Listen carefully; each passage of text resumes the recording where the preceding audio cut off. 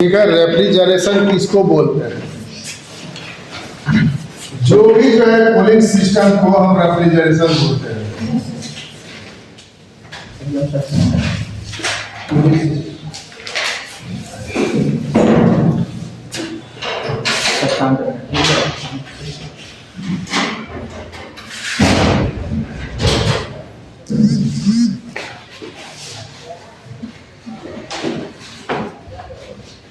इसमें जितना भी गैस यूज होता है उस गैस को हम लोग रेफ्रिजरेंट बोलते हैं। ठीक है, ऐसे बोलचाल के भाषा में लोग बोल देता है गैस, लेकिन गैस उसका नाम नहीं है, उसको हम लोग रेफ्रिजरेंट बोलते हैं। रेफ्रिजरेंट इसलिए कि वो कूलिंग सिस्टम में काम आता है।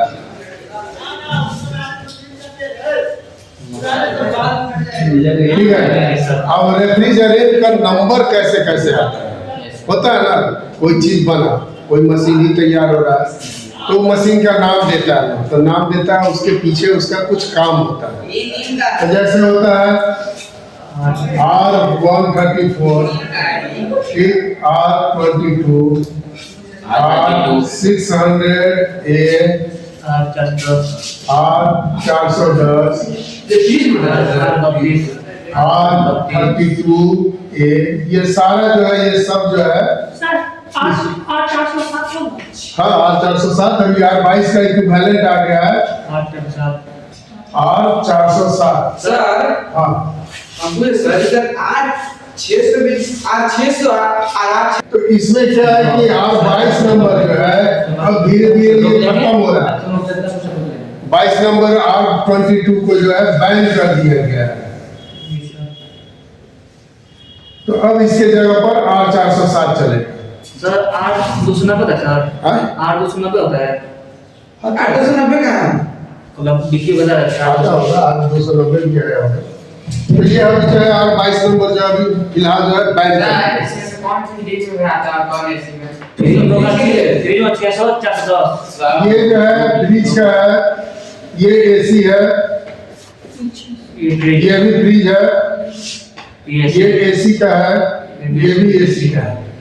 और सबसे बड़ा बात है कि इसको बैन करके 407 क्यों ला दिया, ये भी है ना, इसमें कमी क्या था? डिक्लेयर करता था सर।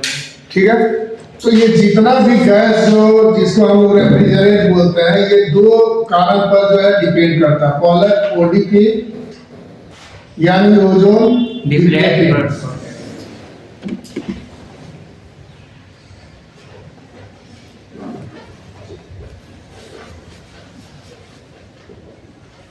और दूसरा चीज हो गया GWP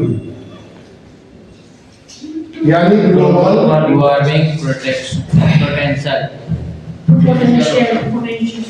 तो वही दिखाएगा सर, नहीं है, क्या बात कर रहे बोलो क्या है? पोटेंशियल। Yes sir. तो दोनों है क्या चीज? पहला है ओडीपी यानी ओजोन डिप्लेटिंग। बहुत सारा चीज जो होता है हमारा ओजोन मंडल को जो है डिप्लेट करता है। यदि ओजोन को हटा दिया जाए तो यह सारा चीज क्षण भर में जल के स्वाहा, सब राख, हम लोग खड़ा है तुरंत एकदम हवा बन जाए, धुआं आ जाए। इसलिए कि ओजोन मंडल क्या करता है, जितना हमको आवश्यकता है उतना रे को आने देता है, बाद बाकी को रिफ्लेक्ट करके फिर से ऊपर ही छोड़ देता है, वायुमंडल में छोड़ देता है, जिस कारण से हम लोग का जिंदगी सेफ रहेगा। दूसरा हो गया ग्लोबल वार्मिंग पोटेंशियल। ग्लोबल यानी हम तो अंदर में ठंडा हवा खा रहे हैं, लेकिन बाहर साइड में क्या है कि गर्म हवा दे रहा है, आउटडोर हमारा गर्म हवा दे रहा है। तो यही सब को चीज को नजर में रखते हुए, जैसे ये जो है ओजोन डिप्लेट करता है R22 134, R22 भी ओजोन डिप्लेट करता है, लेकिन ये सब जो है नहीं डिप्लेट करता है, नहीं हीट होता है। जैसे पहले का 22 नंबर था, यदि हम लोग गर्मी के दिन में काम कर रहे हैं, अगर सामने बैठ गए तो लगे पूरा चेहरा जल गया, लेकिन उससे जो है कम गर्म जो है ये करना शुरू किया, इसलिए ये सब को अभी चालू किया। अब ये सब जो ऊपर का गैस है R1234,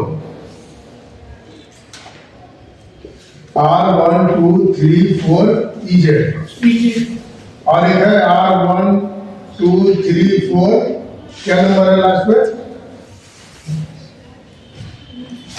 कुछ है देख लो। तो ये दोनों में क्या है कि हीटिंग जो है ये सब से भी कम होता है। 1 2 3 4 वाई।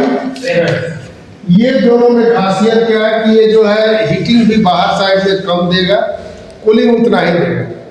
तो हम लोग अभी जो है खोज में है कि ऐसा गैस हम इस्तेमाल करें, यानी रेफ्रिजरेंट ऐसा इस्तेमाल करें जिससे कि हमको तो कूलिंग मिले, ओजोन को डिप्लेट ना करें, और प्लस आउटडोर में जो है हमारा ज़्यादा हीट ना आए।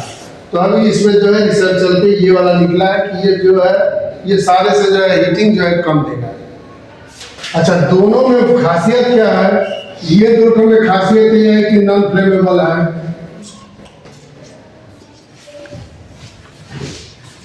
और ये सब में जो है फ्लेमेबल है।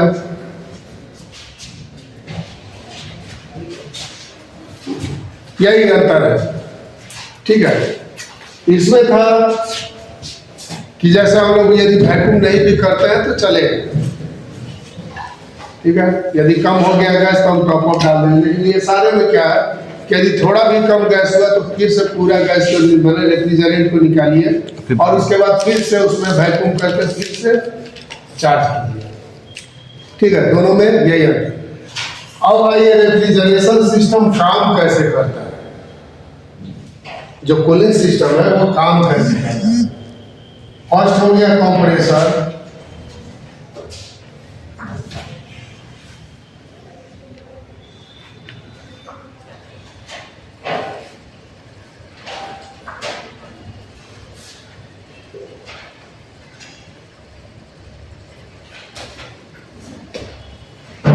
ये हो गया कंप्रेसर।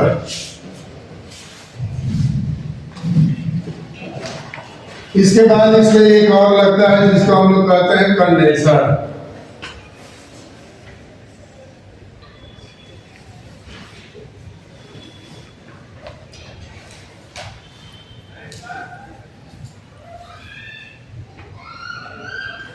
इसके बाद होता है एक फिल्टर।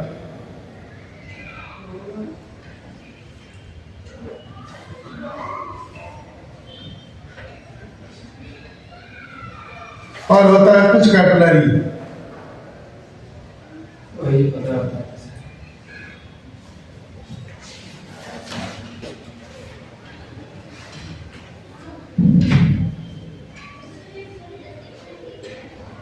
और एक इवापोरेटर।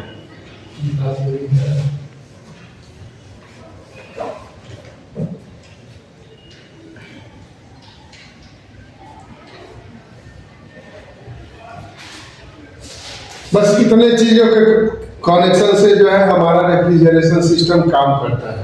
पहला यहाँ से कंप्रेसर का मतलब क्या हुआ? कंप्रेस करना। तो क्या चीज को कंप्रेस करा रहे हैं हम? रेफ्रिजरेंट को, यानी किसी एक प्रकार के गैस को जो है हम कंप्रेस करा रहे हैं, प्रेशर में डाल रहे हैं। यह है डिस्चार्ज लाइन। डिस्चार्ज लाइन से इसमें जुड़ गया।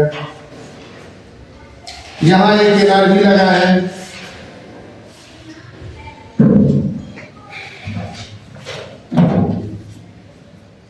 ये हो गया एनआरवी,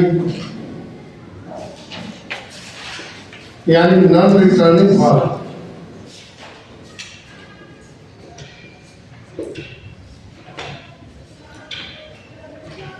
ठीक है। इसको जो है लोग बोलता है बोलचाल के भाषा में चार्जिंग पिन।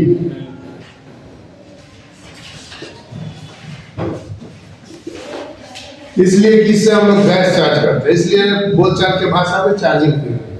जैसे दुकानदार के पास जाएंगे, अगर हम एनआरवी बोलते हैं तो मैं भी नहीं दे, लेकिन हम चार्जिंग पिन बोले तो समझ जाए वो चार्ज करने वाला पिन चाहिए, इसको देना। अब यहाँ जो है इस जगह से हुआ, फिर इसको हम लोग इस फिल्टर से कनेक्ट किए। फिल्टर, इसके बाद जो है फिल्टर से हम लोग कैपिलरी कनेक्ट किए, कैपिलरी से इवापोरेटर कनेक्ट किए, और इवापोरेटर के बाद जो है आगे पीछे ये सक्शन लाइन। तो ये क्या है? Discharge line. डिस्चार्ज पोर्ट बोलते हैं। ये दोनों हो गया सक्शन।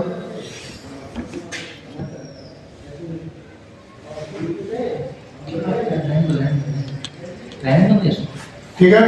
ये हमारा कंडेंसर हो गया। ये इवापोरेटर,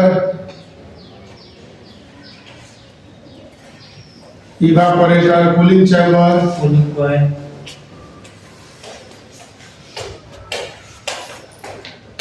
या कूलिंग कॉइल।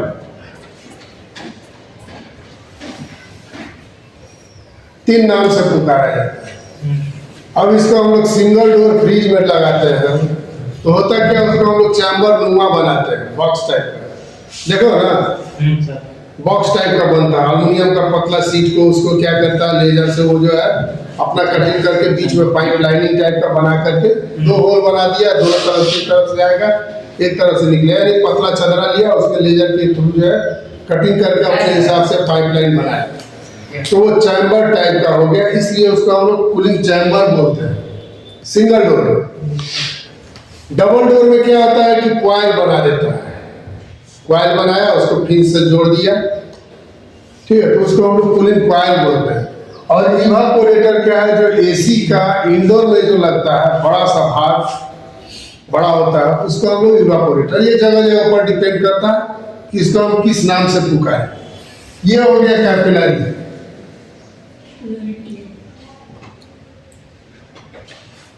और ये हमारा फिल्टर। फिल्टर में एक भाग और होता है हमारा ड्रायर। हाँ, फिल्टर, ड्रायर, स्टैनर, इसका भी तीन नाम है।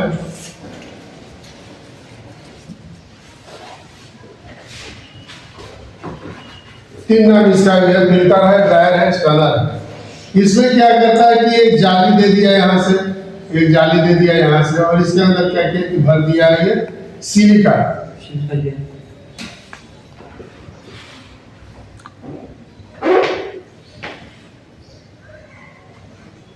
सिलिका जेल इसलिए डाल देता है लोग कि जितना भी यदि गलती से हमारा गैस चार्जिंग के समय में मॉइस्चर चला गया, ठीक है, या फिर बोतल में देखते हैं ठंडा पानी रखते हैं हम लोग, तो क्या होता है अंदर में पूरा फ्रिज में डाले थे तो एकदम बोतल को पोंछ करके हम डाले थे, और जब ठंड उसमें से निकाले फ्रीजर में से तो देखेंगे छोड़ दें तो बाहर भी वासी जमता है ना। तो ऐसा तो उसके अंदर भी होता होगा, हमारा कूलिंग चैम्बर के अंदर भी होता होगा, या इवापोरेटर पाइपलाइन के अंदर भी होता होगा। इसलिए फिल्टर डाला जाता है ताकि मॉइस्चर को खत्म कर दे। यदि गलती से कुछ मॉइस्चर चला भी गया हो तो उसको खत्म कर दे, इसलिए ये सिलिका डाला जाता है। अब इसमें समझने वाली बात ये है कि इसमें कूलिंग कहाँ आता है, हीटिंग कहाँ आता है, ठीक है। तो ये कंडेंसर है, कंडेंसर का भाग जो है हीट होता है, और यहाँ जो है कोल्ड होता है। तो हीट होता क्यों है, कल यही पूछा गया था। Yes sir. हीट होता क्यों है? हीट इसलिए होता है कि कभी आप लोग बैलून में हवा भरी है मुंह से, जब भरा जाता है तो क्या होता है, बैलून हल्का सा गर्म होता है, जानते हो गर्म क्यों होता है? एयर प्रेशर अचानक जो उसमें सर जब उसको निकालते हैं हवा को तब पूरा ठंडा हो जाता है। ठंडा होता है, हवा का जो है प्रेशर से जो है जो जाता है प्रेशर, तो उससे घर्षण तैयार होता है, घर्षण होता है जिसके चलते वो हीट होता है। यानी जनरल भाषा में बोले तो due to high pressure. High pressure कौन बनाता है? ये कैपिलरी बनाता है। कैपिलरी बायोलॉजी में भी मिलेगा पढ़ने को, ठीक है ना, कैपिलरी ट्यूब पढ़े हैं, कैपिलरी ट्यूब पढ़ा जाता है, बायोलॉजी में भी मिलेगा। इसलिए कि शरीर में जितना भी पतला, जो सबसे पतला नस है उसको हम लोग कैपिलरी नर्व्स बोलते हैं। यानी कोई भी जो है पतला ट्यूब या पतला पाइप जो है उसको हम लोग कैपिलरी कर सकते हैं, ठीक है, समझ आ रहा है ना? Yes sir. कोई दिक्कत होगा तो पूछना। सर हाँ सर, जिस तरह ये है सर कूलिंग चैम्बर है सर, उस तरह डिजाइन तो उसका भी है सर। हाँ, दोनों सेम, दोनों का सेम है, दोनों तो कॉइल ही है। सर वो हीट है सर, कोल्ड ठंडी है। कोल्ड क्यों होता है वही बता रहे हैं। यहाँ में हीट हुआ क्यों? क्योंकि एकदम हाई प्रेशर में गैस है। यहाँ पतला पाइप हम डाल दिए, नल में हम लोग पाइप लगाते हैं, मुँह दबा देते हैं तो प्रेशर बन जाता है। और बेलून में हाँ, तो वही चीज जो है यहाँ पे जो है दबाव बढ़ गया, इसके चलते इस सारा एरिया में जो है हाई प्रेशर तैयार हो रहा है, इसीलिए जो है यहाँ जो हीटिंग जो है आ जाता है। और इस कैपिलरी के बाद क्या है कि जब निकलता है तो इस जगह में जो है आपका गैस फॉर्म में, ये जितना भी पाइप लाइन में है इसमें गैस फॉर्म में रन करता है due to high pressure. High pressure होने के कारण यहाँ पे गैस फॉर्म में रन करता है। और जैसे यहाँ से प्रेशर से जब रिलीज होता है तो क्या होता है, लिक्विड फॉर्म हो जाता है ना। एलपीजी को ही दबा करके घर में होगा, एलपीजी का पिन दबा करके खोल के रेगुलेटर दबा के देख रहा है, लेकिन पानी के जैसा फेंक रहा, व्हाइट कलर का, वो प्रेशर में निकलता है। तो जब प्रेशर में, जब यहाँ से जब प्रेशर में जब डिस्चार्ज सिस्टम में आता है तो यहाँ क्या होता है कि ये जो लिक्विड फॉर्म हो जाता है।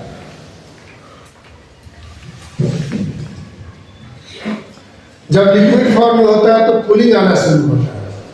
यही कारण है कि यहाँ कैपिलरी का आधा भाग तक जो है हीट हो जाता है और उसके बाद जो है कूलिंग सिस्टम आना शुरू हो जाता है। आधा के बाद जो है कूलिंग आना शुरू हो जाता है।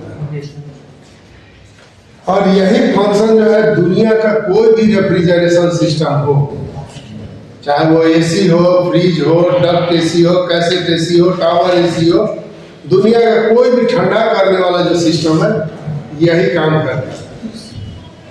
ठीक है, अब एसी में आएंगे। एसी में क्या करता है लोग, यहाँ तो ये भाग को हटा दिया, ये तो हम ब्रीजिंग किए थे, यहाँ क्या करें तो भाग लगा दिया, ठीक है, और यहाँ में एक नट डाल दिया, चॉक डाल दिया,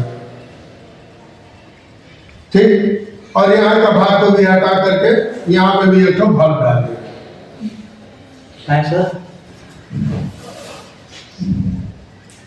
ठीक है, अब हम लोग क्या करते हैं, बल्ब डाल दिया, अब ये हो गया एसी का, कारण की दो बल्ब। इंडोर में क्या है, सिर्फ इवापोरेटर है। आउटडोर जो हम लोग जो बाहर में लटकाते हैं क्या है, कंप्रेसर है, कंडेंसर है, फिल्टर है, कैपिलरी है, इतना सारा चीज जो है आउटडोर में हो गया। तो ये क्या हो गया, एसी बन गया। अब जब इसमें कूलिंग आ रहा था तो हम लोग क्या करेंगे कि अब यहाँ से गैस को लॉक कर दिए, पूरा गैस जो इधर रह गया, कहाँ रहता है गैस, कंप्रेसर में, कंडेंसर में, दो जगह जो है गैस स्टोर होता है, हम लोग लॉक कर दिए। अब क्या किए कि इवापोरेटर को खोल दिए, खोल करके ले जाकर बगल वाले रूम में लगा दिए, रूम में लगा दिए और इधर हम अपना कंप्रेसर को चालू किए। तो क्या होगा, कूलिंग उधर जाना शुरू होगा, यहाँ तो हीट होगा ही होगा, लेकिन कूलिंग उधर जाना चालू, ठीक है। तो जब कूलिंग उधर जाना चालू हुआ तो उसके पीछे क्या करें, जब जाली नुमा है तो एक तो पंखा लगा दिए, तो क्या हुआ, हवा जो है देना शुरू किया, तो ठंडा हवा आने लगा। भाई इस हिसाब से तो हम लोग जैसे एसी में लगा रहे हैं तो स्वाभाविक सी बात है, बड़ा कंप्रेसर होगा, ज्यादा टनेज में आ जाएगा, बड़ा कंप्रेसर होगा, बड़ा कंडेंसर होगा, इवापोरेटर भी बड़ा होगा, तो स्वाभाविक सी बात है यहाँ हीटिंग ज्यादा बनेगा, यहाँ कूलिंग ज्यादा होगा, ठीक है ना।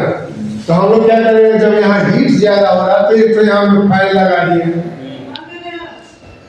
वही फैन से हवा फेंकते हैं, ये फैन लगा दिए, तो एक आउटडोर में फैन लग गया।